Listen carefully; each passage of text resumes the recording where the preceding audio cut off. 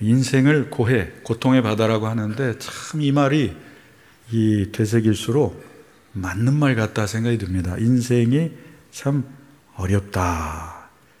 쉬운 게 없구나. 예수를 믿어도 참 어렵구나. 이렇게 저도 느끼고 다들 이렇게 생각하십니다.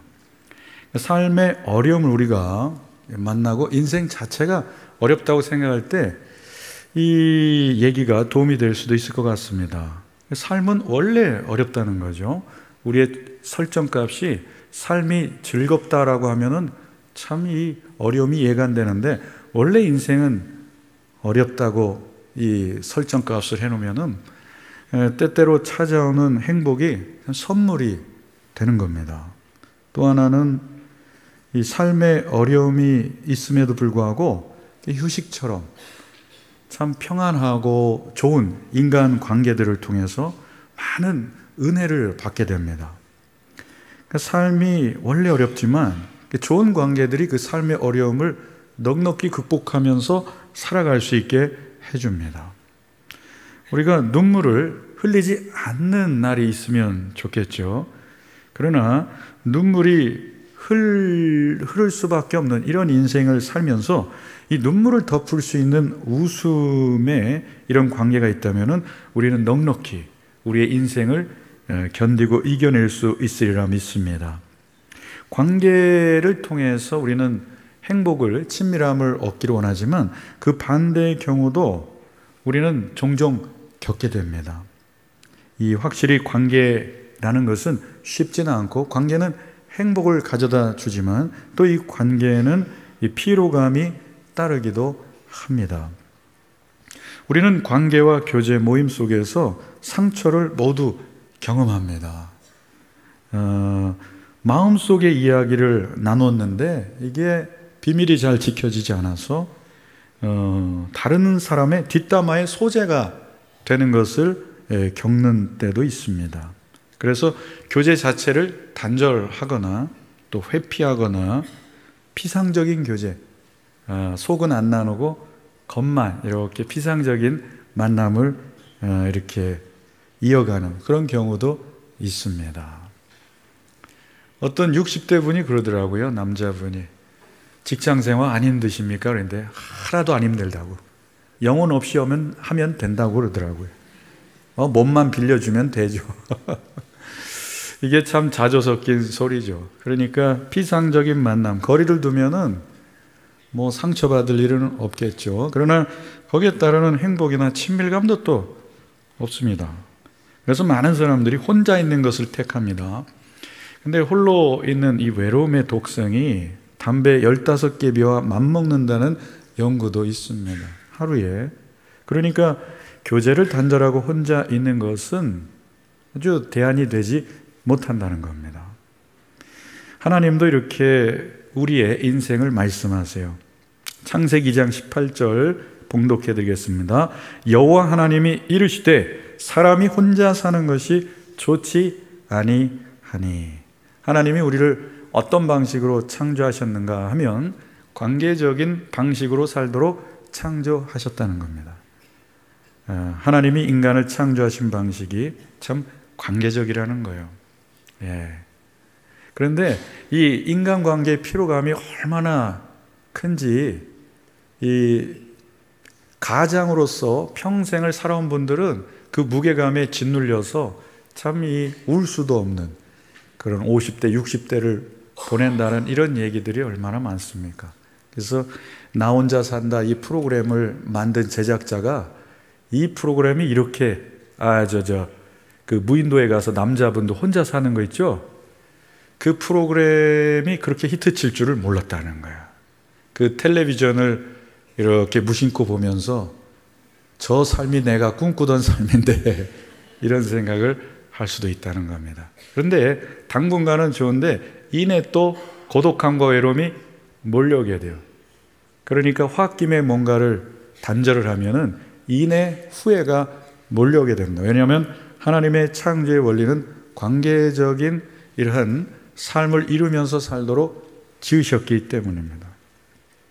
하버드 대학교에서 1938년부터 85년이나 이 인생을 추적하면서 이 과연 행복의 가장 중요한 요소는 무엇인가 연구를 했다고 합니다. 돈이나 명예나 성공이 아니었다고 하죠. 좋은 관계에 행복이 달려있다고 합니다. 좋은 관계, 행복한 관계입니다. 그래서 저는 가정사역을 이렇게 오랫동안 해오면서 결혼 이미 한 부부를 행복하게 하는 것보다 아직 솔로인 분들을 잘 교육을 해가지고 행복한 썸, 행복한 만남, 연애부터 행복한 이런 결혼 생활을 하는 데까지 잘 가이드했으면 좋겠다. 제 삶을 갖다 여기에다가 잘 헌신할 수 있으면은 너무나 기쁘겠다. 우리 청년부부터 좀 해봐야겠다. 이런 생각을 좀 하고 있습니다. 그러니까 이 좋은 만남, 좋은 관계 얼마나 중요합니까? 제가 이 청년, 청소년들한테 얘기하면서 인생에 두 가지 만남만 잘해도 행복은 일단 참 보장되는 것 같다. 그 두 가지가 뭐냐면 좋은 가정, 그 다음은 좋은 교회. 좋은 가정과 좋은 교회를 만나면 인생에 웬만한 어려움들은 끄떡없이 견디고 이겨낼 수 있다라고 생각이 듭니다. 여러분은 동의하십니까? 이 좋은 관계가 행복을 결정짓는다는 거예요. 그러니까 함께 있음의 피로들을 줄이면서 홀로 있음의 외로움도 줄이는 대안이 뭐가 있을까? 오늘 이 성경적인 이 교제를 배우면서 본문을 통해서 그 은혜를 나누고자 하는 것입니다. 초대교회는 성경적 교제의 원형이죠. 사도행전 2장에는 성경적인 모임, 성경적인 교제의 모습에 관해서 잘 보여주고 있습니다. 사도의 가르침, 주님의 말씀이 중심이 되죠. 교제하고 떡대고 기도에 힘쓰는 공동체였습니다. 식탁의 교제마저 성찬으로 승화시키는 이 하나님 중심의 공동체였습니다. 친목 모임이나 사교 모임으로 그치는 게 아니죠. 주님의 말씀을 기반으로 하고 토대로 해서 아주 모임에 뚜렷한 목적이 있습니다. 목적 그리고 방향성을 지닌 공동체였다는 겁니다. 식사와 담소로 그치는 게 아니라 하나님 나라, 하나님 의를 추구하는 공동체였습니다. 이 성경적 교제는 이러한 이 방향성을 갖고 있는데 어떤 방향성을 지녀야 될지 십자가가 네 방향을 가리키듯 오늘 네 방향의 이 성경적 교제의 이 모임을 한번 정돈해 보고자 합니다. 이 첫째는 하나님 중심의 교제입니다. 하나님 중심의 교제. 영어로 하면 upward, 위를 향하여라는 뜻입니다. 초대교회는 하나님을 향한 모임이었고 하나님 중심의 모임이었습니다. 초대교회 성도들은 하나님을 찬양하고 예배를 모일 때마다 실천했습니다. 42절 읽겠습니다. 그들이 사도의 가르침을 받아 서로 교제하고 떡을 떼며 오로지 기도하기를 힘쓰니라. 사도들의 가르침을 듣고 배우고 실천하고 또 교제도 사도의 가르침을 토대로 해서 교제를 했습니다. 성찬, 떡을 떼는 일을 했고요. 식사를 하면서 그냥 친교를 나누는 게 아니라 식사 모임을 통해서도 주님을 생각하고 십자가와 부활을 기념하고 다시 오실 주님을 생각하는 모임이 되었다는 겁니다. 그 식사 모임을 할 때 즐겁지만 내가 어떻게 예수 믿게 되었는가 이 얘기를 들려줄 때 참 많은 은혜가 있습니다. 우리 교회 어떻게 오게 됐는가 이 신앙 얘기가 화제가 되고 중심이 되면 모임이 끝나도 마음이 아쉬운 것보다는 조금 이게 꽉 차는 그런 은혜를 경험합니다. 주님은 이 모여서 기도할 때마다 어떤 은혜를 베푸실 거라 말씀하십니까? 두세 사람이 내 이름으로 모일 때 나도 그들 중에 있을 것이다. 이렇게 말씀하셨습니다. 혼자 기도할 때도 너무 좋죠. 근데 같이 기도할 때 하나님의 임재가 있다는 겁니다. 많은 숫자가 예수님의 이름으로 모여 기도할 때 사실 한 주 동안 겪었던 모든 고초나 힘든 일이 있으면 순식간에 사라지는 은혜를 경험하게 될 것입니다. 그래서 예배의 은혜가 넘치고 교제의 은혜가 넘치면 신방 요청 숫자가 확 줄어들어요. 이미 해결됐다 이거예요. 그러니까 우리의 이 모임과 교제가 얼마나 소중한가 이게 오늘 말씀을 통해서 알게 되는 겁니다. 제가 중국에 단기 선교사를 간 적이 있는데 한중수교 직후였습니다. 정말 얼마나 이 문화가 다릅니까? 그리고 삭막한 그런 분위기였고, 그런데 그런 문화 속에서 제가 느낀 게 뭐냐면, 사람이 챙겨줄 수 없는 그런 상황에는 하나님이 직접 챙겨주시는구나, 이걸 깨달았습니다.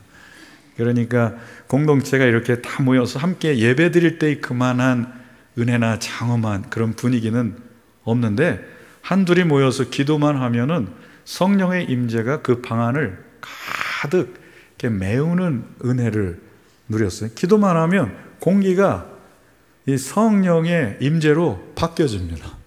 그래서 26살 형제가 기도하는데, 참 기도할 때마다 은혜가 있으니까 우리 모임에서 항상 기도로 시작하고 기도로 마치고, 은혜를 사모해서라기보다는 살고자 하는 마음에서, 기도 하나 하면 살 수가 없으니까. 그래서 어떨 때는 하나님께서 우리가 기도 하나 하면 살 수 없는 그런 코너로 그냥 잠깐 허락하실 때가 있는 것 같기도 합니다. 안 그러면 기도 안 하니까, 하나님 의지 안 하니까 그렇죠. 그래서 우리의 삶의 환경 이렇게 베풀어 주신 은혜에 감사하지만, 그렇지 않고 홀로 기도해야만 하고, 어떤 분은 또 이 유튜브 통해서 예배하는 분도 있을 텐데, 그런 분들에게도 동일한 하나님의 이 임재, 은혜가 있다는 거죠. 이 초대교회 성도들의 모임은 말씀과 기도, 성찬 중심이었습니다. 그건 사람 중심의 교제가 아니에요. 하나님 중심의 교제였습니다. 하나님 이름만 잠깐 말하고 세상과 똑같은 교제가 아니었다는 거예요. 그리스도 안에서의 교제, 성경적인 교제는 언제나 주님이 중심이 되고 주님을 기억하는 교제여야 한다는 겁니다. 성경적 교제, 교회를 세우는 교제는 어떻습니까? 업워드, 하나님을 향한 모임이어야 합니다. 하나님 중심이어야 합니다. 그리고 두 번째로는 안으로 향하는 교제입니다. 인워드, 안으로. 44절, 45절, 46절 제가 봉독해 드리겠습니다. 믿는 사람이 다 함께 있어 모든 물건을 서로 통용하고, 또 재산과 소유를 팔아 각 사람의 필요를 따라 나눠주며, 날마다 마음을 같이하여 성전에 모이기를 힘쓰고, 집에서 떡을 떼며 기쁨과 순전한 마음으로 음식을 먹고. 교회는 무엇입니까? 교회의 머리는 예수님이고, 우리 성도는 그 예수님의 몸입니다. 이 몸은 서로 유기적으로 연결되어 있습니다. 한 지체가 아프면은 다른 지체도 같이 아픕니다. 서로 영향을 주게 되어 있습니다. 이렇게 유기적으로 연결되어 있는 것이 이 그리스도의 몸의 이 신비입니다. 그래서 성령의 흐름이 이 전체적으로 이렇게 흘러가면서 이 공동체의 은혜가 전체적으로 이렇게 끼쳐지게 됩니다. 그러나 성령의 흐름을 막는 일들이 있습니다. 범죄하거나 다투거나 분열이 되면 성령의 흐름이 막혀가지고 이 개인의 삶에 있어서도 뭐가 막히잖아요. 그러면은 삶이 어려워지죠. 몸도 마음도 어려워지죠. 이 막히면 안 되고 성령의 흐름이 이렇게 풀려야 됩니다. 뚫려야 됩니다. 이 공동체 전체에 끼치는 영향력이에요. 한 배를 탔는데 자기 탄 자리에 구멍을 뚫으면서 뚫든 말든 뭔 상관이냐, 이러면 안 된다는 거예요. 같이 가라앉죠. 그러니까 우리는 영등포 교회의 등록 교우로서 하나님께서 이 지역을 위해, 이웃을 위해, 하나님 나라를 위해 특별히 우리를 불러 모으신 줄로 믿으시기 바랍니다. 우리 각자에게 맡겨주시는 교회의 존재 이유와 또 사명이 있는 것입니다. 우리는 서로 연결되어 있습니다. 그래서 신약 성경에 보면은 안으로 향하는 교제, 서로라는 말이 50번 넘게 나옵니다. 서로 사랑하고, 서로 기도하고, 서로 격려하고, 서로 권면하고, 서로 섬기고, 서로 용납하고, 서로 용서하고, 서로 복종하고, 서로 짐을 지고, 서로입니다. 권위적인 관계는 일방적이에요. 그러나 성경적인 교제는 서로입니다. 서로 잘해야 돼요. 예전에 자녀만 효도하는 거 아니죠. 부모님도 서로 사랑해야죠. 부모님, 자녀. 학생만 선생님한테 잘하는 게 아니라 선생님도 학생에게 서로 잘하는 이런 관계, 이것이 성경적인 교제입니다. 서로 잘하라는 거예요. 요한일서 4장 12절에 이렇게 말씀하십니다. 어느 때나 하나님을 본 사람이 없으되 만일 우리가 서로 사랑하면 하나님이 우리 안에 거하시고 그의 사랑이 우리 안에 온전히 이루어지느니라. 하나님을 본 사람이 없죠. 그러니까 하나님을 믿긴 믿는데 어떤 분들은 하나님이 진짜 계실까 의심하기도 하고, 그리고 공동체에 이렇게 함께 예배 드릴 땐 하나님이 계신 것 같은데 집으로 돌아가면 안 계신 것 같고, 그런 마음이 들 수가 있습니다. 그런데 사랑 안에 있는 공동체에는 그 하나님이 임재하시는 그 느낌, 그 확신을 가져다 준다는 거죠. 그 사랑 안에 하나님이 거하신다는 거예요. 그러니까 사랑하지 않으면 하나님이 안 거하신다는 거죠. 사실 하나님은 늘 계시지만 하나님을 느낄 수 없다는 거죠. 왜 그렇습니까? 하나님의 속성이 사랑이기 때문에 그렇습니다. 그리고 히브리서 3장 13절에 보면 오직 오늘이라 일컫는 동안에 매일 피차 권면하여 너희 중에 누구든지 죄의 유혹으로 완고하게 되지 않도록 하라. 죄에 빠지지 않도록, 이렇게 신앙이 후퇴하지 않도록 피차 서로 권면하라, 이렇게 말씀하십니다. 누군가 경계를, 권면을 사랑으로 해주면 멈출 수가 있는 거죠. 세상이 너무 각박하고 경쟁적이기 때문에 마음이 불안정할 때 그 마음을 진정시키려고 세상의 방식을 쓴다는 거예요. 세상의 유흥에 빠져가지고 불안한 마음을 진정시켰는데 그게 오래가지 못한다는 겁니다. 성도 간의 교제 안에 베푸는 사랑을 통해서 우리의 영혼이 회복되고 치유가 되는 거죠. 그래서 죄의 유혹으로 완고하게 우리의 마음이 하나님으로부터 멀어지지 않도록 서로 보호해 주라는 겁니다. 영적인 보호자가 되는 겁니다. 히브리서 10장 24절에 보면 함께 읽어보겠습니다.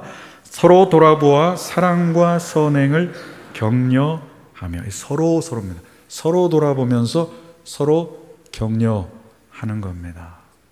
이렇게 서로 안으로 향하는 교제가 그 지향점이 무엇입니까?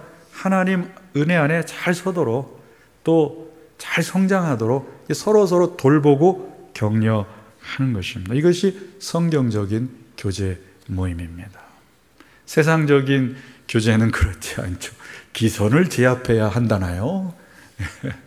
아니면은 그냥 먼저 길을 죽여놔야 된다고 그러나요? 이런 모임인데, 성경적인 모임, 교제는 이 사람을 살리고 세우는 것이고, 감정을 상하게 하는 게 아니라 부드럽지만 사랑의 권면을 통해서 바른 길로 쭉 갈 수 있도록 이끌어 주는 거죠. 그러니까 성숙한 사람들이 계속 그 신앙을 이끌어 줄 수 있는 것입니다.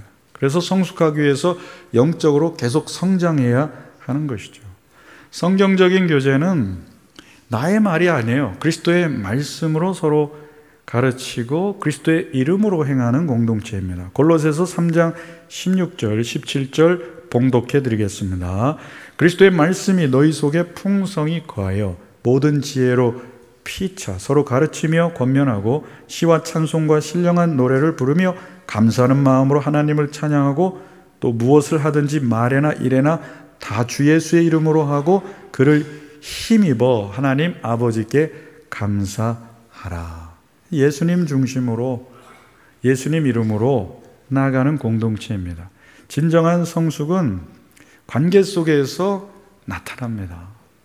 이 관계 속에서 좋은 관계를 이루는 거죠. 좋으면 좋은 대로 영향을 받고, 어려우면 어려운 대로 깊어지는 은혜를 또 받게 됩니다. 서로 영향을 주고받으면서 배우고 성장해 갑니다. 사실 남 탓할 게 없는 게, 내가 성숙하면 다른 사람을 잘 이끌어 줄 수가 있습니다.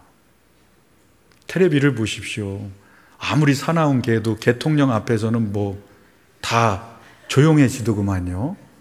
자, 그런 의미에서 성숙이라는 열매가 얼마나 많은 영혼들을 살리고 세울 수 있는지 사람 탓할 게 아니에요. 그러니까 남을 탓하는 그 순간 사실은 내가 아직도 그 사람을 품을 수 없는 그런 미숙한 사람인 것을 인정하는 것 뿐이겠죠. 진짜 노련한 조련사는 고래도 춤추게 하고, 저는 코끼리가 미술 그림을 그리는 것도 봤습니다. 너무 놀라웠습니다. 그러니까 이 인간관계에서 우리 자녀들을 성숙한 부모가 잘 이끌어줄 수가 있다는 거죠. 이 인간적인 통찰이나 경험만이 필요한 게 아니라 그 이상 하나님의 말씀으로 권면하고 순종하도록 그 말씀으로 교제하는 것이 성도의 모임입니다. 그래서 너무 지적으로 똑똑하지 않아도 됩니다. 말씀에 은혜 받은 거 나누면 되겠어요. 내 말 들을 필요도 없습니다. 주님의 말씀에 순종하면 되는 것입니다. 소그룹 모임에 참여한다는 것은 어떤 은혜가 있냐면 영적인 보호를 받는다는 거예요.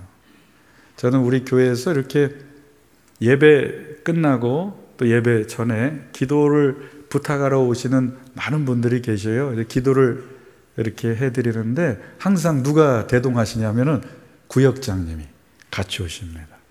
그러니까 그것을 보면 구역장님이 영적인 보호자가 되는 거죠. 그 병원 신방 가면 꼭 구역장님이 구역 식구들이 와 있는 것을 보게 됩니다.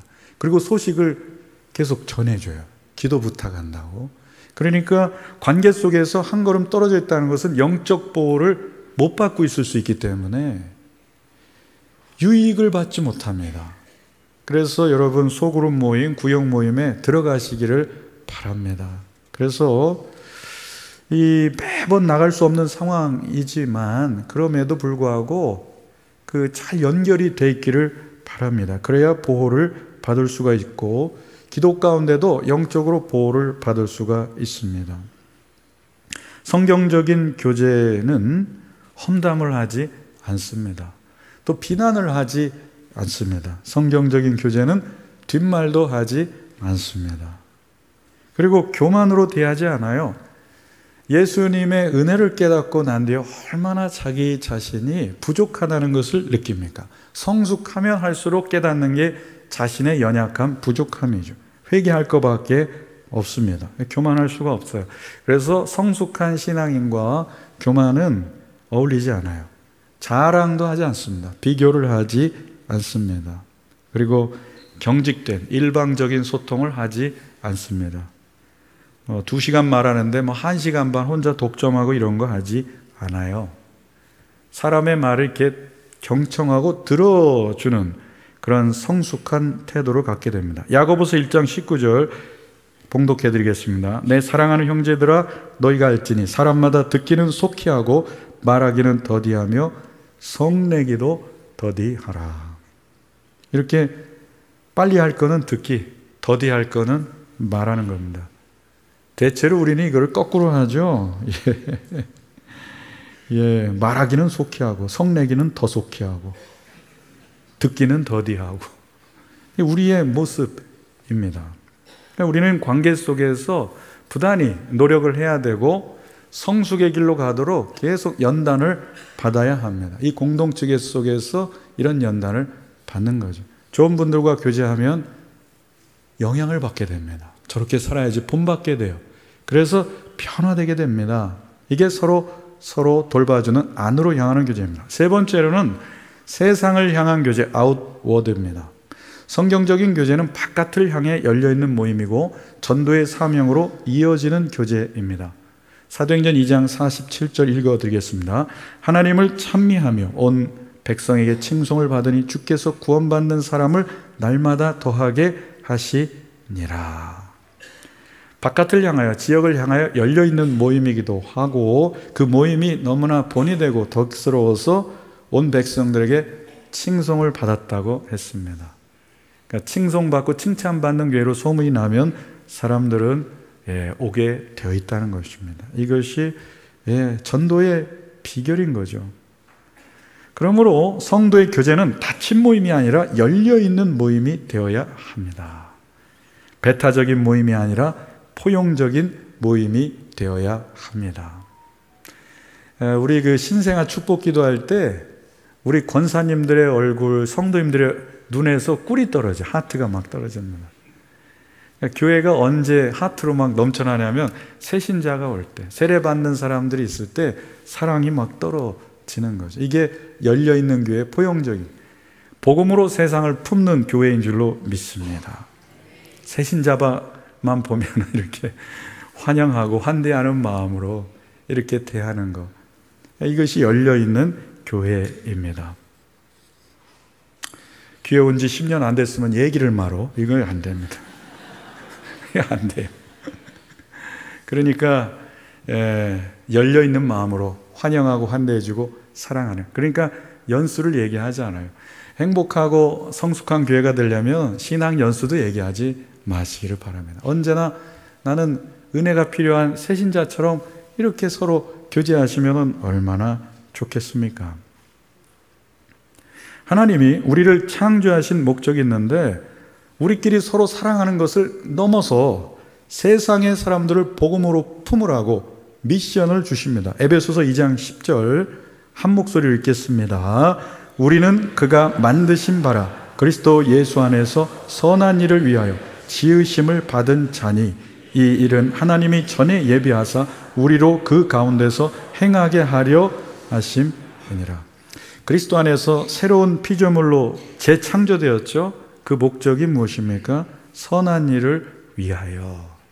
복음 전하는 일, 지역교회 섬기는 일, 지역 섬기는 일, 열방에 복음 전하는 일 모두 선한 일인데 이 선한 일을 위하여 우리가 지음을 받았다는 것이고 우리의 남은 인생 여정을 받은 복이 있다면 이 선한 일을 위하여 투신하는 것, 이것이 하나님이 우리를 지으시고 부르신 목적이라는 겁니다. 복 받으셨어요? 혼자 간직하고 있으라고 주신 것 아닙니다. 하나님 주신 복이 있다면 흘려보내라고 주신 줄로 믿습니다. 하나님은 그리스도 안에서 우리를 새로운 사람으로 재창조, 새로운 창조를 하셨습니다. 선한 일 하라고.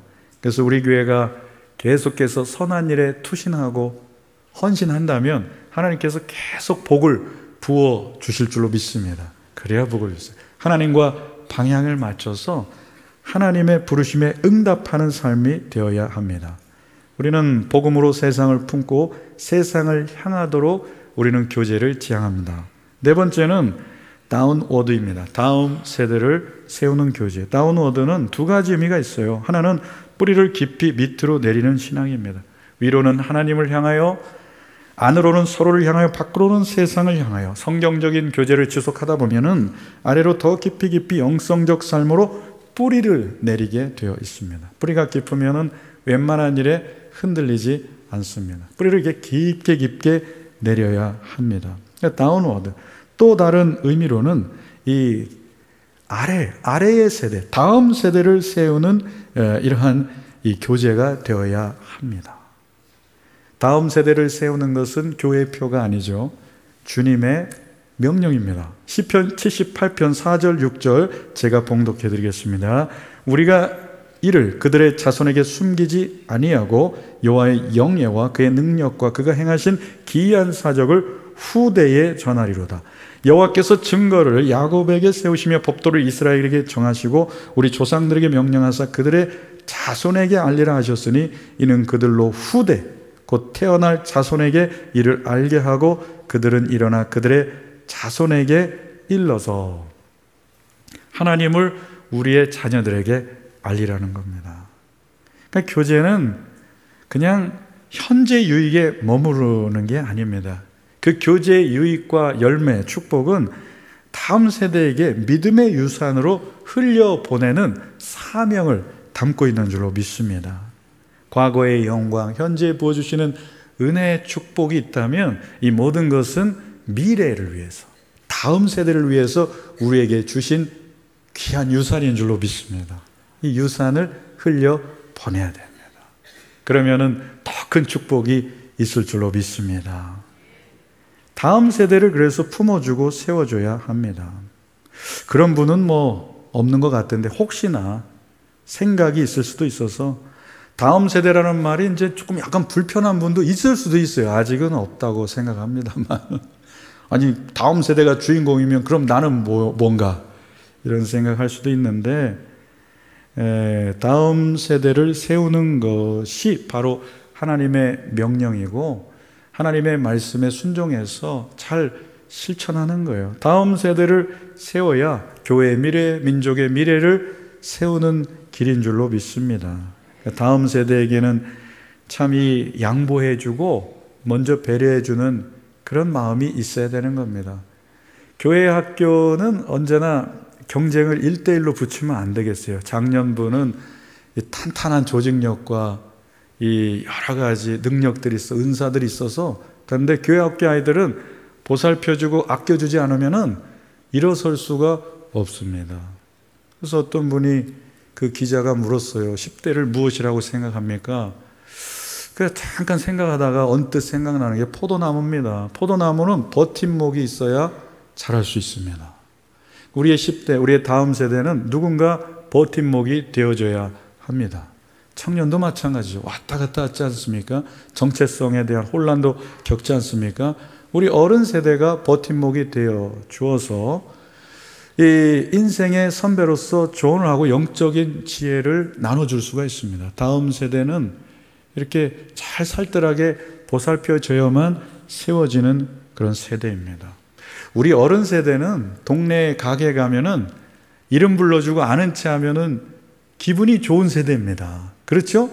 근데 우리 요즘의 청년, 청소년은 아는 체 하면은 가게를 옮긴다고 합니다.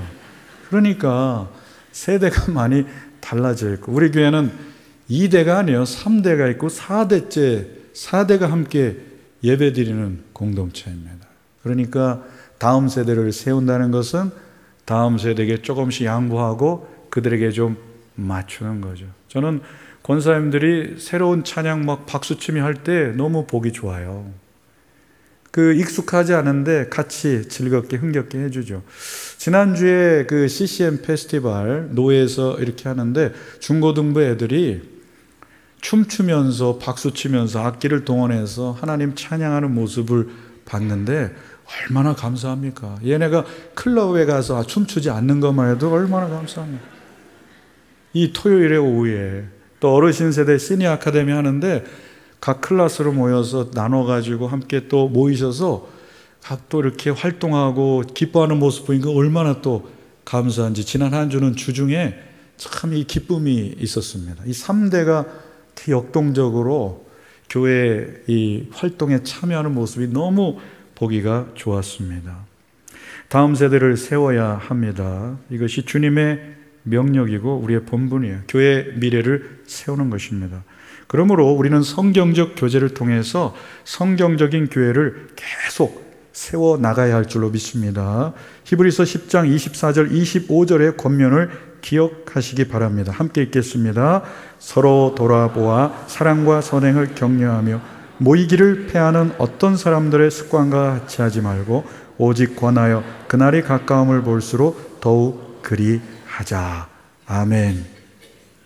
한 주간도 여러분의 인생과 여러분의 가정 자녀가 다 잘 될 줄로 믿습니다. 또 우리 교회 미래가 밝을 줄로 믿습니다.